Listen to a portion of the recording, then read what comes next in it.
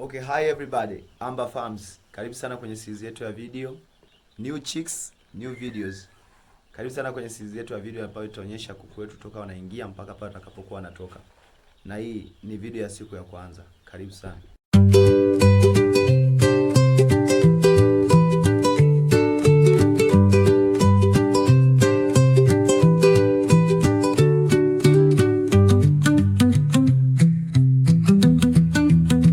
Sasa vitu ambavyo ningependa tuviongelee leo ni vitu vitatu.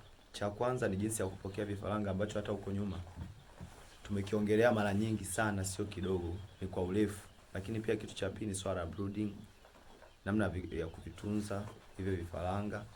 Lakini pia kitu cha tatu ni chakula.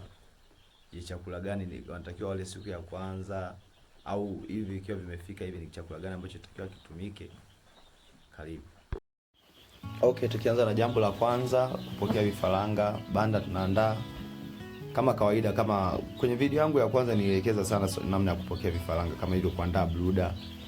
Hizo round corner tumeweka kwa ajili ya kuzuia hivi vifaranga visife baada ya kukimbilia huko nani kwenye kona.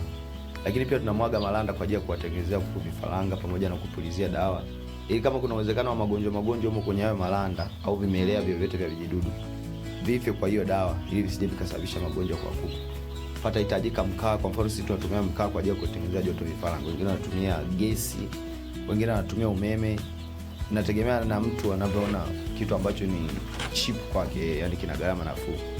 Vyombo vya kulia hapo tunatumia mabeseni, lakini pia na vyombo vya maji, kwa sababu wanapokuwa wamefika tu huko pana uhitaji sana kukutana na chakula, kwa sababu wengine mnakuwa mmekaa siku moja nzima vijara.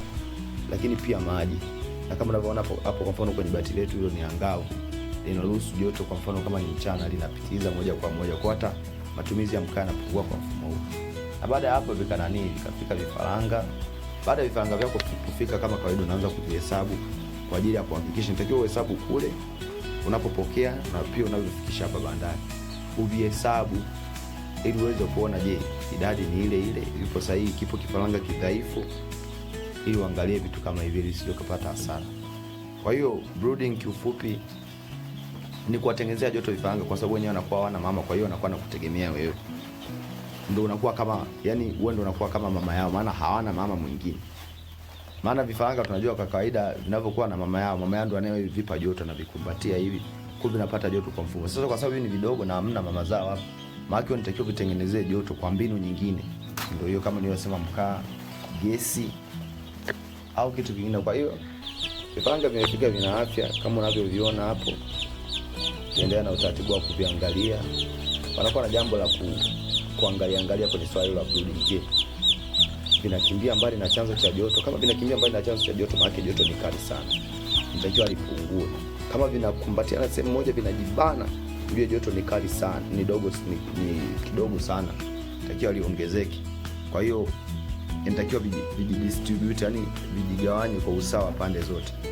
Chakula cha kwanza nacho sisi tunaanza ni kampuni ya Backbone hiki chakula, lakini ni starter ya kampuni ya Backbone, ndio chakula cha kwanza kwa kuku. Makampuni hapo mengi, wengine anatumia Alvin, wengine anatumia kampuni la Interchick.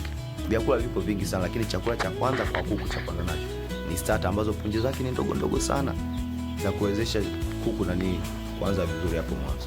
Okay, na mimi nimefurahia. Usisahau kusubscribe ili kesho upate video nyingine kwa ajili ya siku ya pili, lakini pia mpaka siku ya kutoa kuku wetu. Karibu sana Amba Farms.